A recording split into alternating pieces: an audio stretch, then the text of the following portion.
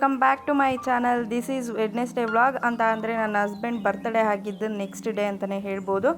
ಆಫ್ಟರ್ನೂನಿಂದ ವ್ಲಾಗನ್ನು start ಮಾಡಿದೆ. ನಮ್ಮ ತೋಷಿತ್ಗೆ ಹೋಮ್ವರ್ಕನ್ನು ಕೊಟ್ಟಿದ್ದರು. ಸೊ ಬೆಳಗ್ಗೆ ಎದ್ದು ಎಲ್ಲ ಫ್ರೆಶ್ ಅಪ್ ಆಗಿಬಿಟ್ಟು ನಮ್ಮ ಚಿಕ್ಕವಳು ಕೂಡ ಮಲಗಿದ್ಲು. ಆನಂತರ ಆಫ್ಟರ್ನೂನ್ಗೆ ಎದ್ಲು. ಅವಳಿಗೂ ಕೂಡ ಬಟ್ಟೆ ಹಾಕಿ ಎಲ್ಲ ಕ್ರೀಮೆಲ್ಲ ಹಾಕಿಬಿಟ್ಟು ಪಾತ್ರೆ ಇತ್ತು ಸ್ವಲ್ಪ, ಹಾಗಾಗಿ ಪಾತ್ರೆನೆಲ್ಲ ಕ್ಲೀನ್ ಮಾಡ್ಕೊಳ್ಳೋಣ ಅಂತ ಕ್ಲೀನ್ ಮಾಡ್ಕೊಳ್ತಾ ಇದ್ದೆ. ಆನಂತರ ಸಾಂಬಾರಿಗೆಲ್ಲನೂ ಕೂಡ ಬೇಯಿಸ್ಕೊಂಡು ನೆಕ್ಸ್ಟು ಅನ್ನ ಎಲ್ಲ ಮಾಡಿ ಇಟ್ಟಿದ್ದೆ. ಒಗ್ಗರಣೆ ಮಾತ್ರ ಹಾಕಬೇಕಾಗಿತ್ತು ಸಾಂಬಾರಿಗೆ. ಏನು ಸ್ಪೆಷಲ್ ಅಂತ ಅಂದರೆ ಹುರಿದವರೆಕಾಳು ಸಾಂಬಾರನ್ನು ಮಾಡಿದ್ದೆ. ಏಕೆ ಅಂತ ಅಂದರೆ ನಮ್ಮಮ್ಮ ಹುರಿದವರೆಕಾಳನ್ನು ಕೊಟ್ಟು ಕಳಿಸಿದ್ರು, ಅವರೆಕಾಳನ್ನು ಕೊಟ್ಟಿದ್ರು. ಸೊ ಅದನ್ನು ನಾವು ಹುರಿದ್ಬಿಟ್ಟು ಮಾಡೋವಂಥ ಸಾಂಬಾರೇ ಹುರಿದವರೆಕಾಳು ಸಾಂಬಾರು ಅಂತ ಹೇಳ್ತಾರೆ.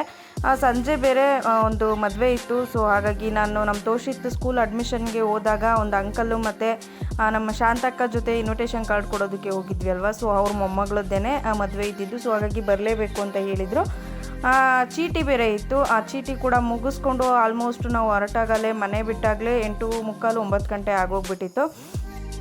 ಮಧ್ಯಾಹ್ನ ಸಾಂಬಾರೆಲ್ಲ ರೆಡಿ ಆದಮೇಲೆ ಮಕ್ಕಳಿಗೆ ಊಟ ಮಾಡಿಸೋಣ ಅಂತ ಊಟ ಕೂಡ ಮಾಡಿಸ್ದೆ. ಆನಂತರ ನಮ್ಮ ತೋಷಿತ್ಗೂ ಕೂಡ ಊಟನ ಹಾಕ್ಕೊಟ್ಟೆ. ನಮ್ಮ ಚಿಕ್ಕವಳು ಕೂಡ ಎದ್ದಿದ್ಲಲ್ವ, ಸೊ ಅವಳಿಗೂ ಕೂಡ ಊಟ ಮಾಡಿಸ್ದೆ. ಸೌತೆಕಾಯಿ ಅಂತಂದರೆ ಇಬ್ರಿಗೂ ಕೂಡ ತುಂಬಾ ಇಷ್ಟ.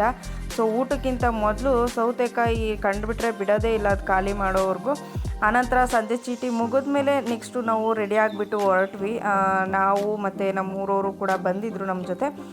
ಹೋಗ್ಬಿಟ್ಟು ಊಟಕ್ಕೆ ಅಂತಲೇ ಫಸ್ಟ್ ಹೋಗ್ಬಿಟ್ವಿ. ಯಾಕೆಂತಂದರೆ ಆಲ್ಮೋಸ್ಟ್ 9:30 ಆಗೋಗ್ಬಿಟ್ಟಿತ್ತು. ಆಲ್ರೆಡಿ ಜನ ಎಲ್ಲ ಬಂದು ಹೋಗ್ತಿದ್ರು. ಸೊ ಹಾಗಾಗಿ ಊಟ ಮುಗಿಸ್ಕೊಂಡು ಮೇಲೆ ಬಂದ್ವಿ.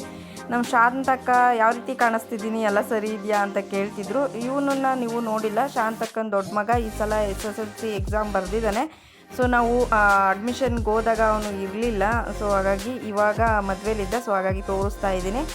ಆನಂತರ ಮದುವೆ ಮುಗಿಸ್ಕೊಂಡು ಆದಮೇಲೆ ಪಕ್ಕದೂರಲ್ಲಿ ಜಾತ್ರೆ ಕೂಡ ಇತ್ತು. ತುಂಬ ಅಂದರೆ ತುಂಬಾ ಚೆನ್ನಾಗಿ ಮಾಡಿದರು. ಸಿಕ್ಕಾಪಟ್ಟೆ ಜನ ಇದ್ದರು ಅಂತಲೇ ಹೇಳ್ಬೋದು.